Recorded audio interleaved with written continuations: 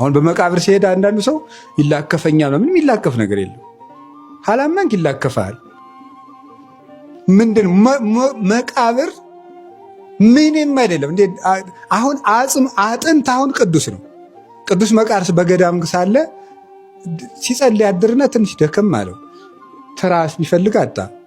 የሰው አጥንት አገኘ። እሱን ትራስ አድርጌን የሚያልተኛሙ ተጥሩ እጣለ። አጋንንት አውቀው ሊያስፈራሩት ሌሊት እንሂድ ይላሉ። አጥንቱ ውስጥ እኮ ነው። አስባችሁታል?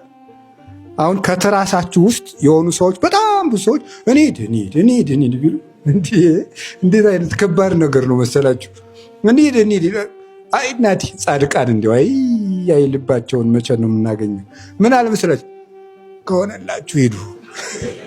እንዲያው ግርም እኮ ነው የሚያደርገው እኮ እናንተ። እኔ እንዲያው ተነስቼ እንዲያው አይግባኝ እሄዳለሁ እንጂ ከቻላችሁ እስቲ ሂዱ ብሎ ዝም ብሎ ማለት ነው።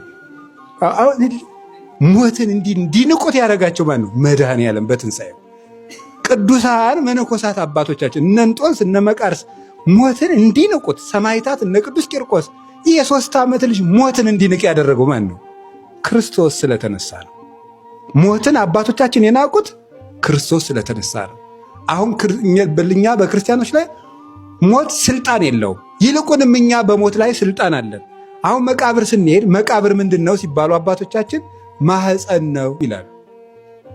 በዚህ ዘመን መቃብር ማህፀን ነው። ልጅ ሲጸነስ ይለቀሳል? ንገሩኝ እንጂ።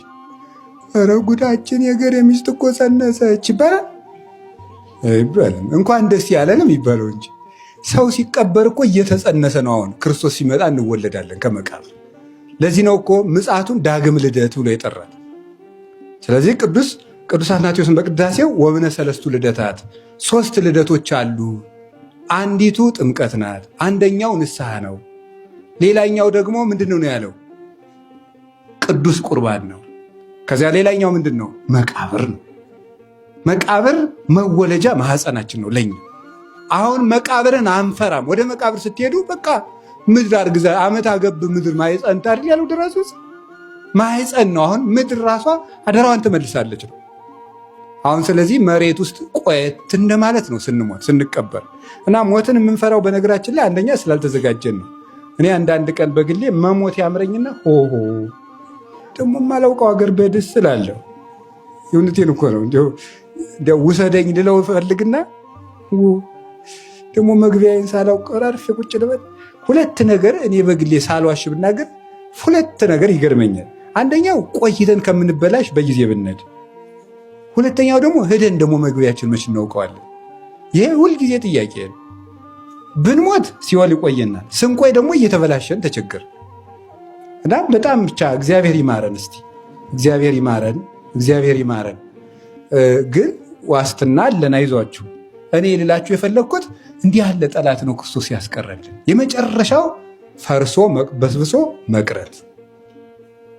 በስብሶ መቅረትን ክርስቶስ ብቻ ነው ሊያደርገው። እግዚአብሔር አምላካችሁ ስለ እናንተ ይዋጋል፣ እናንተም ዝም ትላላችሁ። እግዚአብሔር አምላካችሁ ስለ እናንተ ይዋጋል ማለት እናንተ ዝም ትላላችሁ ማለት ይህን ሰው ሊያደርገው አይችልም። ሙስና መቃብርን ማጥፋት ፍጡር አይችልም።